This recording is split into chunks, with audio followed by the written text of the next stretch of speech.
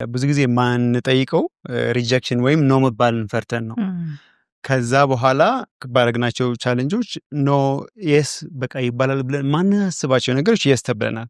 ስለዚህ ከዛ በኋላ ምን አድርገውኛል ህይወቴ ላይ ሞር እንድጠይቅ ላይክ እና ብዙ የስ በጣም ሰርፕራይዝ የሚያደርጉ ብዙ የስ መልሶች ወይም ደግሞ አዎ መልሶች እንዳገኛለሁ። ለምሳሌ የሆነ ቢዝነስ ፓርትነርሺፕ መጠየቅ ሊሆን ይችላል፣ ወይም ደግሞ የሆነ ኢቨንት ፓርቲሲፔት ለማድረግ ሊሆን ይችላል፣ ወይም ደግሞ ስታርትአፕ ስትሆኚ በጣም ጎበዝ ሰዎች ትፈልጊያለሽ፣ ግን በደሞዝ አፎርድ ላታደርጋቸው ትችላለሽ።